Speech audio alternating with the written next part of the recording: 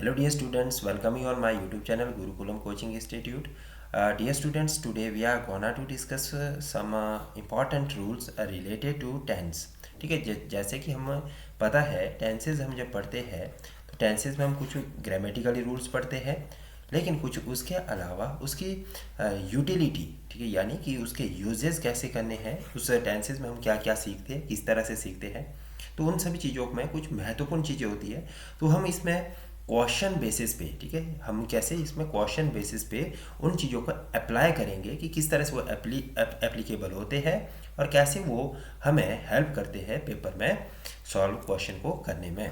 पहला क्वेश्चन यहाँ पे दिया गया है कि the team was working hard when the manager enters the room. क्या क्वेश्चन यहाँ पे, the team was working hard when the manager enters the room. So, what is the error in this sentence? So, error is here applying the verb that is enters. अब यहाँ पे enter जो verb लिखी गई है वो क्यों इस यहाँ पे गलत लिखी गई है या क्यों ये एरर यहाँ पे दिखाया गया है, तो इसलिए दिखाया गया है। यहाँ देखिए आप, जब हम सेंटेंस को यहाँ पे पास्ट में स्टार्ट कर रहे हैं, ये कौन सा है, पास्ट कॉन्टिन्यूस फॉर्म में दिया गया है। The team was working is the past continuous hard when the managers entered, ठीक है। अब ये पास्ट कॉन्टिन्यूस में है तो ये यहाँ पे कैसे कर दिया, प्रेजेंट इंडेफिनिट कर दिया, जबकि ये सेंटेंस भी हमारा जब पास्ट का है तो ये भी पास्ट में ही फिनिश होना चाहिए। तो अब ये पास्ट इंडेफिनिट में कंप्लीट होना चाहिए, ये किस में होना चाहिए, पास्ट इंडेफिनिट में कंप्लीट होना चाहिए। तो इसका जो वर्ब है वो एंटर से बदल के एंटर्ड हो जाएगा। कैसे हो जाएगा, ये एंटर्ड, ठीक है। तो जो करेक्ट फॉर्म ऑफ सेंटेंस हो जाएगा, that is the team was working hard when the managers entered the room. Entered क्यों है, क्योंकि हमारा जो पास्ट टेंस है, पास्ट टेंस में क्या होता है कि हम पॉजिटिव सेंटेंस में, जो हमारे पॉजिटिव सेंटेंसेस होते हैं उसमें हम second form of the main verb use करते हैं। क्या करते हैं, इसमें हम second form of the main verb का इस्तेमाल किया जाता है, राइट। उसके बाद क्वेश्चन नंबर 2 की तरफ जाएंगे, राइट। क्वेश्चन नंबर 2 क्या कहता है कि by the time the customer arrived the bank already closed. इस सेंटेंस में क्या कहा गया है कि जब तक कस्टमर बैंक पहुंचता है तब तक बैंक बंद हो जाता है। By the time the customer arrived, जिस टाइम कस्टमर पहुंचता है उस समय तक बैंक बंद हो चुका होता है। तो इसमें एरर्स यहाँ पे किस तरह का एरर्स दिया गया है, फाइंड आउट, ठीक है। इसमें लिखा गया है कि the verb closed should be in the past perfect tense to indicate an actions completed before another past action. अब देखिए यहाँ पे ऑलरेडी है लिखा हुआ, क्लोज्ड लिखा है, ठीक है। तो इसमें क्या सेंटेंस कैसे बनेगा, ठीक है। इसको सेंटेंस को अब हमने पास्ट में कन्वर्ट करना है। पास्ट का कन्वर्जन जो करना है वो क्यों करना है, उसके पीछे का रीज़न क्या है, क्योंकि जो ये सेंटेंस है इससे हमें पता चल रहा है अराइव्ड लिखा है। तो अराइव्ड कब यूज़ किया जाता है, second form of the verb है या third form of the verb में यूज़ किया जाता है। अराइव, अराइव्ड, अराइव्ड, 3 तरह की फॉर्म होती है, ठीक है। तो ये सेंटेंस हमें पता चल रहा है कि ये फिनिश्ड एक्शन की बात कर रहा है या एंड, जो एंड हो चुका है कोई एक्शन उसकी बात कर रहा है। तो यहाँ पर भी ये कैसा होना चाहिए, एंड वाले एक्शन की ही बात करें। ऑलरेडी फर्स्ट फॉर्म वर्ब है तो इसलिए इसको सेंटेंस को चेंज करने के लिए हमें क्या करना पड़ेगा, इसको यहाँ पे पास्ट फॉर्म में ले जाना पड़ेगा। तो ये यहाँ पे हम हेल्पिंग वर्ब हैड लगाएंगे तो ये बन जाएगा पास्ट परफेक्ट टेंस। कैसे बन जाएगा, पास्ट परफेक्ट, जो कि यहाँ पे लिखा गया है, ठीक है। पास्ट परफेक्ट का रूल क्या है, पास्ट परफेक्ट जो टेंस है उसका रूल रहता है had plus third form of the verb, ठीक है। क्योंकि जो ये कस्टमर की बात कर रहा है ये एंड एक्शन की बात कर रहा है और प्रेजेंट में। अब देखिए जो मैंने आपको रूल बताया था क्लास में, ऑफलाइन क्लास में, वो बताया था कि कोई भी कार्य हो जो प्रेजेंट में एंड हुआ हो, ठीक है, ऐसे कार्यों को हम किस में लिखते हैं, प्रेजेंट परफेक्ट टेंस में लिखते हैं। और ऐसे कार्यों जो कि पास्ट में कंप्लीट हुए हैं, ठीक है, जो कि पास्ट में कंप्लीट हुए हैं, तो ऐसे काम को हम किस में लिखते हैं, पास्ट इंडेफिनिट में लिखते हैं। तो ये भी मैंने आपको प्रीवियस जो हमारा ऑफलाइन क्लास हुआ उसमें बताया था, लेकिन यहाँ पे मैं आपको क्लियर कर रहा हूँ क्वेश्चन के बेसिस पे। तो ये आपका क्लियर हो गया यहाँ पे। राइट। उसके बाद नेक्स्ट आएगा, ठीक है, ये हो गया क्लियर, इसमें कोई डाउट तो नहीं है? अगर डाउट होगा तो आप कमेंट सेक्शन में ज़रूर मुझसे क्लियर करिएगा। क्वेश्चन नंबर 3 आता है।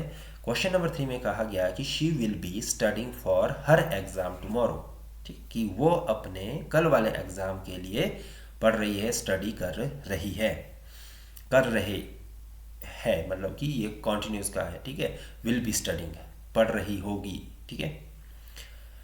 तो एरर क्या है इसमें, ये कहने का तात्पर्य, ये एक्शन कौन सा है, सबसे पहले तो हमें ये पता होना चाहिए, ये फ्यूचर, क्योंकि जो विल है, विल कैसे फॉर्म है, फ्यूचर की है, यानी कि अनसर्टेन एक्शन की बात करती है, यानी नॉट श्योर, जिसमें हम क्या होते हैं, ऐसे कार्य जिसमें हम ज़्यादा श्योर नहीं होते।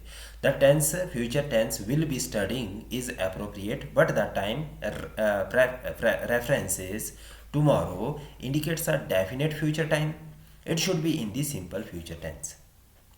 कैसे होना चाहिए, सिंपल फ्यूचर टेंस में होना चाहिए। तो ऐसी कंडीशन में जो यहाँ पे टाइम है ना, टाइम हमने यहाँ पे दिया गया, अगर तो यहाँ पे टुमारो नहीं लिखा होता तो ये सेंटेंस सही रहता, बट अब हमने यहाँ पे स्पेसिफाई कर दिया है कि हम कल एग्ज़ाम देने जा रहे हैं, या कोई लड़की कल कोई एग्ज़ाम है तो उसको देने जा रही है, तो वो सिंपल फ्यूचर टेंस में होना चाहिए। तो इसको हम कैसे लिखेंगे, she will study for her exam tomorrow, she will study for her exam tomorrow, ठीक है। तो ये प्रेजेंट जो आपका सॉरी फ्यूचर इंडेफिनेट है वो उसका पार्ट बन जाएगा, किसका, फ्यूचर इंडेफिनेट का। और इसका रूल क्या कहता है, will shell plus first form of the verb, और यही यहाँ पे है, ठीक है। विल शैल का हेल्पिंग वर्ब कौन सी लगी, यहाँ पे विल लगी, क्योंकि यहाँ पे शी क्या है हमारे पास, थर्ड पर्सन है और सिंगुलर नंबर है। थर्ड पर्सन सिंगुलर नंबर के साथ हम क्या लगाते हैं, वर्ब की फर्स्ट फॉर्म का इस्तेमाल किया जाता है। और यहाँ पे हमने जो वर्ब है ये भी फर्स्ट फॉर्म में आ गई हमारे पास, स्टडी, ठीक है। और विल हेल्पिंग वर्ब आ गई हमारे पास, ठीक है। शी के साथ विल लगता है, और आई एंड वी के साथ शेल का इस्तेमाल किया जाएगा। आई और वी के साथ हम किसका इस्तेमाल करेंगे, शेल का इस्तेमाल करेंगे, राइट। तो ऐसे कंडीशन में हम फ्यूचर इंडेफिनिट को समझ चुके हैं। उसके बाद आता है क्वेश्चन नंबर 4। क्वेश्चन नंबर 4 में कहा गया है कि I have been waiting for you since 2 hours, कि मैं आपका 2 घंटे से वेट कर रह चुकी हूँ, है ना। तो इस तरह से कर रह चुका हूँ, ठीक है, whatever you want to speak. इसमें देखिए एरर क्या है, ये सेंटेंस सबसे पहले तो आपको समझना कि हैव बीन वेटिंग, तो ये किसका सेंटेंस है, प्रेजेंट परफेक्ट कॉन्टिन्यूस का टेंस है, प्रेजेंट परफेक्ट एंड कॉन्टिन्यूस, ठीक है। तो इस तरह से जब हम देखते हैं किसी सेंटेंस को, तो सबसे पहले हमें क्या आइडेंटिफाई करना होता है, सबसे पहले हमें आइडेंटिफाई करना होता है कि सेंटेंस के अंदर किस फॉर्म का इस्तेमाल किया गया। तो उसका हमें पता कहाँ से चलेगा, उसका पता हमें चलेगा जब हम हेल्पिंग वर्ब को चेकआउट करते हैं कि कौन सी हेल्पिंग वर्ब इसमें लग रही है। और उसके बाद हमें वर्ब को भी चेक करना होता है कि इसमें, जैसे हमने यहाँ पे fourth form of helping main verb इस्तेमाल की है, या आप इसको कह सकते हैं जीरंट फॉर्म ऑफ द वर्ब इस्तेमाल किया गया है, तो उससे भी हमें पता चलता है कि ये सेंटेंस कॉन्टिन्यूस है या कैसा है। तो यहाँ से हमें पहला पता चलता है कि ये परफेक्ट में दिया गया, दूसरा ये कॉन्टिन्यूस में दिया गया है, और तीसरा हैव जो वर्ब है वो किस में लगती है, प्रेजेंट में लगती है। तो इसलिए ये प्रेजेंट परफेक्ट कॉन्टिन्यूस टेंस हो गया। कैसा टेंस होगा, ये प्रेजेंट परफेक्ट कॉन्टिन्यूस टेंस हो गया।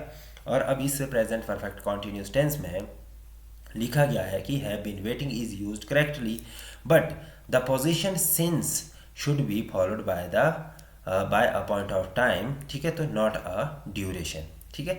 जैसे यहाँ पे सिंस 2 आवर्स लिखा है, तो ये सेंटेंस क्या हो जाएगा, गलत, क्योंकि मैंने आपको बताया है कि जो सिंस और फॉर है ये कब यूज़ किए जाते हैं और कैसे यूज किए जाते हैं। जो सिंस का इस्तेमाल होता है वो किसके लिए होता है, पॉइंट ऑफ टाइम के लिए होता है, किसके लिए होता है, पॉइंट ऑफ टाइम के लिए होता है। और फॉर का इस्तेमाल किसके लिए होता है, पीरियड ऑफ टाइम, किसके लिए, पीरियड ऑफ टाइम के लिए इसका इस्तेमाल होता है।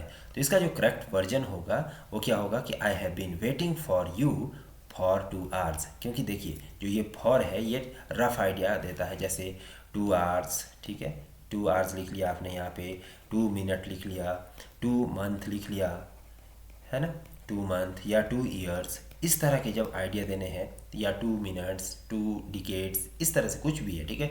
2 की जगह आप 3 लिख सकते हैं, 4 लिख सकते हैं, 10 लिख सकते हैं, वॉट एवर्स। बट इसमें एग्जैक्ट फिगर नहीं दी जाती है टाइम फ्रेम की। बट यहाँ पे अगर सिंस लिखना है तो जैसे सिंस होता है Monday, since morning, evening, afternoon, यानी कि इसमें कोई पर्टिकुलर डेज हो गया, कोई पर्टिकुलर डेट हो गई, ठीक है। या जैसे कि आप कोई इवेंट्स हो गए, पर्टिकुलर इवेंट्स हो गए, मंथ का नेम हो गया, है ना। तो ये सभी चीज़ें आप यहाँ पे पॉइंट ऑफ टाइम में इंक्लूड करते हैं, और उसके साथ हमेशा सिंस लगेगा। जैसे कि मैंने लिखा सिंस अगस्त, या सिंस जुलाई, सिंस दिसंबर, सिंस 1991, ठीक है। अगर ईयर का भी मेंशन करना है, ईयर्स मेंशन करनी है आपको, 1991 या 2000, है ना, इस तरह से, तो ये वहाँ पे सेंस लगेगा।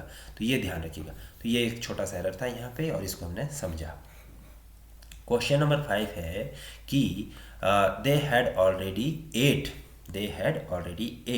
When I arrived at the party. अब यहाँ पर देखिए हैड लगा है। हैड किसका हेल्पिंग वर्ब है? हैड आपका पास्ट परफेक्ट का हेल्पिंग वर्ब है। किसका हेल्पिंग वर्ब है? ये पास्ट परफेक्ट का हेल्पिंग वर्ब है। और यहाँ पे साथ में लिखा गया है 8। तो क्या पास्ट परफेक्ट में हम सेकंड फॉर्म यूज़ करते हैं या third form of verb use करते हैं? तो इसका रूल है कि अब जब हम पास्ट टेंस लिखते हैं, रूल कहता है कि had plus third form of the verb इस्तेमाल की जाएगी, ठीक है। तो इसका मतलब है कि थर्ड फॉर्म ईट की थर्ड फॉर्म क्या होगी? ये एक्चुअल में जो प्रेजेंट फॉर्म है वो ईट है। ईट की सेकंड फॉर्म एट होता है। एट की थर्ड फॉर्म क्या होगी?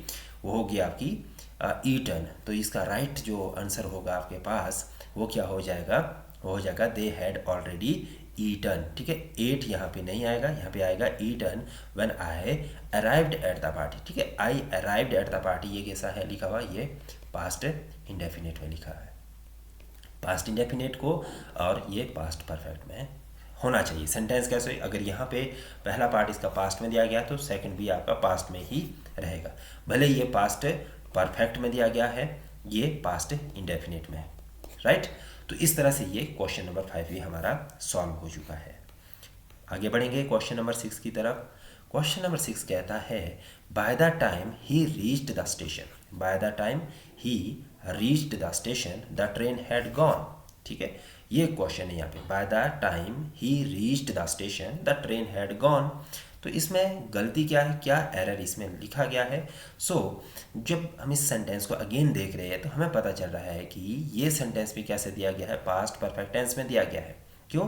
क्योंकि ये हैड गॉन लिखा है, indicates an action completed before another past action which is correct, ठीक है।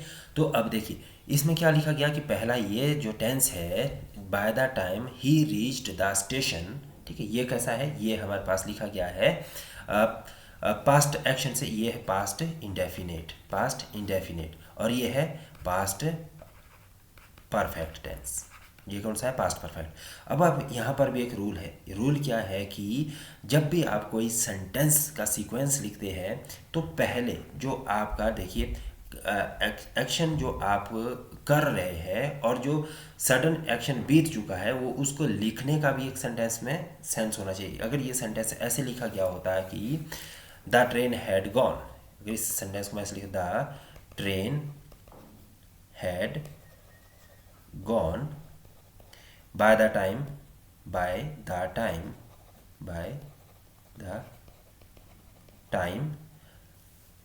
he reached the station,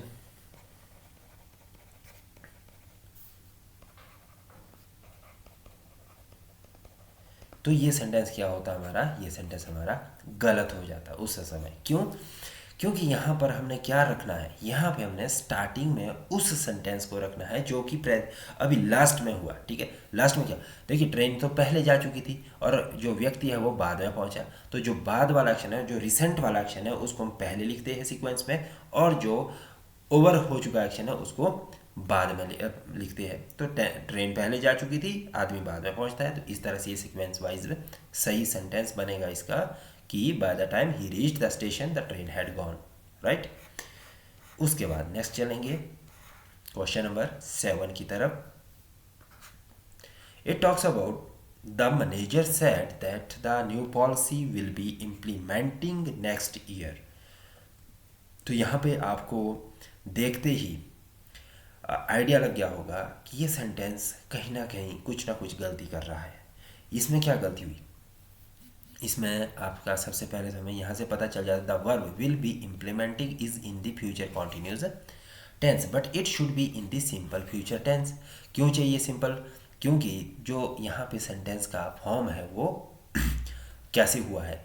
the manager said that the new policy will be implemented next month. ठीक है, कैसे होगा ये? Will be implemented next month होगा। ठीक है, तो इस तरह से ये सेंटेंस हमारा सही हो जाएगा। ठीक है, कॉन्टिन्यूस में नहीं रहेगा ये। ठीक है, क्योंकि ये एक्शन यहाँ पे लिखा गया कैसे है, इसका जो स्ट्रक्चर है वो पास्ट में लिखा कि एक मैनेजर ने कहा था कि जो हमारी नई पॉलिसी है वो अगले मंथ इम्प्लीमेंट हो जाएगी। ठीक है, यानी कि फिनिश्ड एक्शन की बात कर रहा है, तो फिनिश्ड एक्शन को आपने फिनिश्ड फॉर्म में ही अप्लाई करना है। क्वेश्चन नंबर 8 आता है कि she is going to bank yesterday. She is going to the bank yesterday. अब ये देखिए, ये क्या सही है या गलत है, इसको आपने देखना है। अब यहाँ से हमें दो चीज़ों का पता चलता है। अगर ये कॉन्टिन्यूज़ है तो ये येस्टरडे नहीं आना था, अगर ये येस्टरडे है तो यहाँ पे गोइंग नहीं आएगा। ठीक है, तो अब यहाँ से हमें क्लियर करना है सेंटेंस। क्लियर कहाँ से होगा?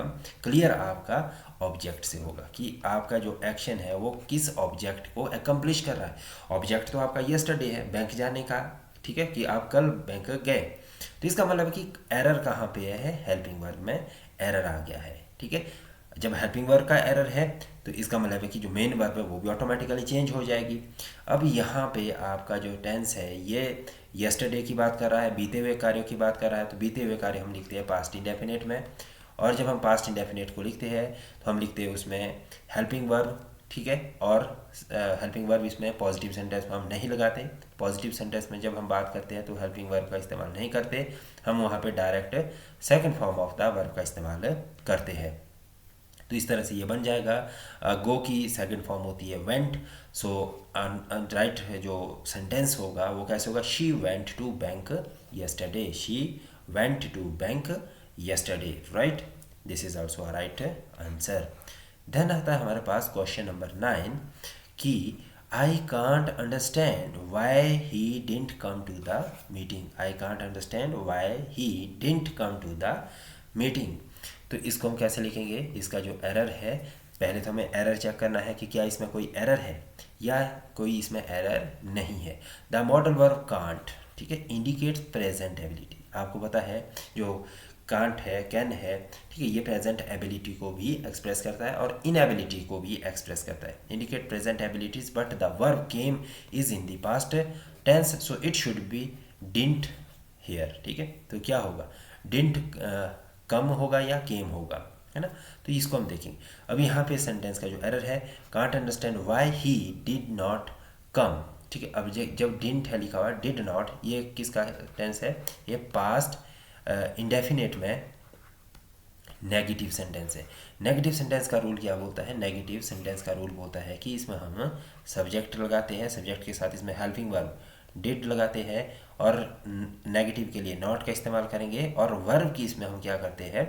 फर्स्ट फॉर्म लगाते हैं, फिर अदर वर्ड्स का इस्तेमाल करते हैं। तो इस तरह से ये जो सेंटेंस है यहाँ तक तो ये बिल्कुल सही सेंटेंस है। ठीक है, यहाँ तक।